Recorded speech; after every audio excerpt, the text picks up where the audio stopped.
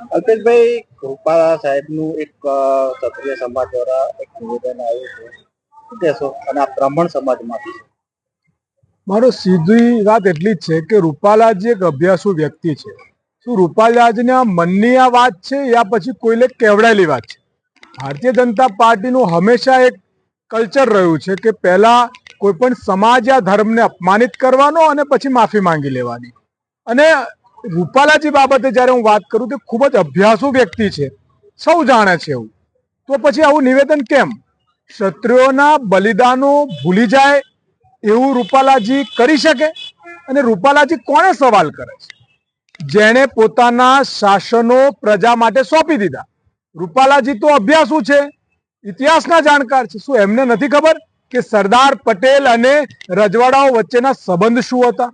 શું એ રાજા મહારાજા ક્ષત્રિયો અને સરદાર પટેલ વચ્ચેના શું અભિપ્રાયો હતા કે સરદાર પટેલની વાત અને સરદાર પટેલની સાથે રહીને સરદાર પટેલે લોકશાહી માટેની જ્યારે વાત કરી તો ક્ષત્રિયોએ હસતા હસતા લોકતંત્ર માટે પોતાના રાજ સમર્પિત કરી દીધા. આપણે જાણીએ છીએ ઇતિહાસ બહુ લાંબો ચોડો છે અને ઇતિહાસને વાંચો તો તમને ખબર પડે કે કોણે પોતાના ખૂનનો એક એક કતરો આ દેશની 36 કોમ માટે આપ્યો છે. પછી પણ આવી ભૂલ કરવાનું કારણ શું? અને કોણ સવાલ કરે છે? રૂપાલાજી, જે એ વિચારધારામાંથી આવે છે. બહુ સ્પષ્ટ ઇતિહાસના પાનામાં લખ્યું છે. એ ગોલવાલકર હોય કે હેડવાડકર હોય, એ સાવરકર હોય કે ગોડસે હોય, જે અંગ્રેજોના દલાલ હતા, એ વિચારધારાની પાર્ટીમાંથી આવે છે અને એ બલિદાનની વાત કરશે. ભારત છોડો અંગ્રેજો આંદોલનમાં જે પાર્ટી, જે વિચારધારા અંગ્રેજોના તળવા ચાટતી હતી, અંગ્રેજોના સપોર્ટમાં હતી, એ બલિદાનની વાત કરશે. જે લોકો અંગ્રેજોના પેન્શન લઈને લડનારા વીરો સામે ગદ્દારી કરી, એ બલિદાનની વાત કરશે. રૂપાલાજી ઇતિહાસના જાણકાર છે, એમને ખબર છે કે જે વિચારધારામાંથી જે પાર્ટી જ્યાંથી ઊભી થઈ છે એ તો પહેલેથી અંગ્રેજોના દલાલ રહ્યા છે. ભારતના ભાગલા પાડવાની વિચારધારા સાથે રહ્યા છે, ભારતમાં કટ્ટરતા અને નફરત ફેલાવવાની વિચારધારા સાથે રહ્યા. તો એમને બલિદાનની વાત ના કરવી જોઈએ. અને સાથે સાથે હું દુઃખ પણ વ્યક્ત કરું છું, કોઈ પણ સમાજના હોય. અને જ્યારે મને યાદ આવે છે મહારાણા પ્રતાપની વાત થાય તો અકબરની રવાડે ચડી અને માનસિંહ પણ મહારાણા પ્રતાપની સામે લડવા આવ્યા હતા. આજે પદ, પોતાની લાલસા, પોતાના મતલબ માટે કેટલાય એવા હોદ્દેદારો ભારતીય જનતા પાર્ટીમાં છે કે આ નિવેદન સામે ભાજપમાં રહીને વિરોધ નથી કરી શકતા. એ ક્ષત્રિયોને પણ હું કહીશ, પદ જતું રહેશે, પૈસા જતા રહેશે, બધું જ જતું રહેશે, પણ સમાજ અને ઇતિહાસ તમને સવાલ કરશે કે જ્યારે સમાજ પર કલંક લાગતો હતો, જ્યારે સમાજ પર સવાલ ઉઠતા હતા, ત્યારે તમે મોડું સંતાડીને ક્યાં છુપાઈ ગયા હતા? એ લોકોએ પણ કહેવું જોઈએ. ભારતીય જનતા પાર્ટીના ઉસ્તર સુધી વાત મૂકવી જોઈએ, બહાર આવવું જોઈએ. પદ, પ્રતિષ્ઠા યા પછી પૈસાનું નેવે મૂકીને સમાજ માટે આગળ આવવું જોઈએ, એ પણ હું વાત કરું છું. માનસી ના બનશો, મહારાણા બનો. સમાજ જોડે ગદ્દારી યા સમાજની વાત પર જો ખડા નહીં ઉભા રહો તો એવું માનું છું કે તમે ક્યારે પણ ઇતિહાસના પન્ના પર મહારાણા યા શિવાજી નહીં કહેવાઓ, તમે માનસી કહેવાશો.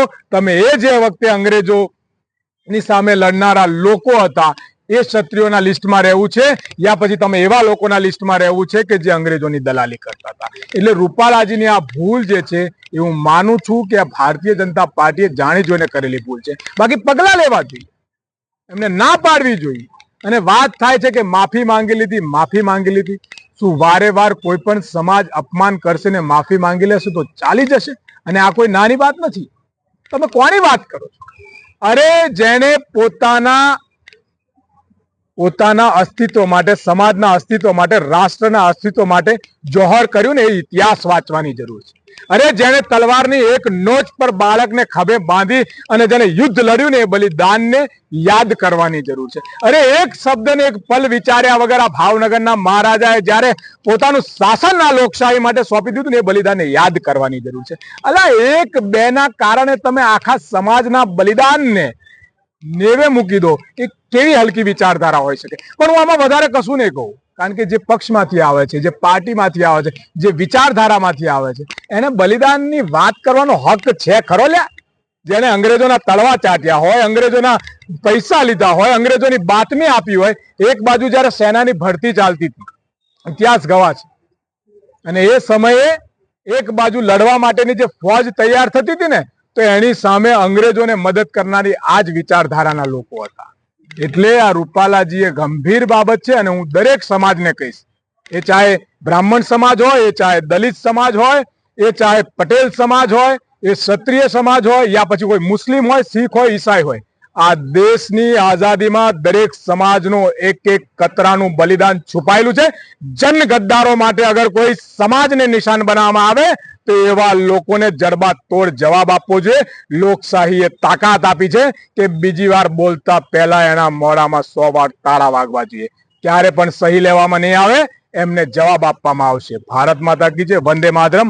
આઈ સપોર્ટ ક્ષત્રિય સમાજ.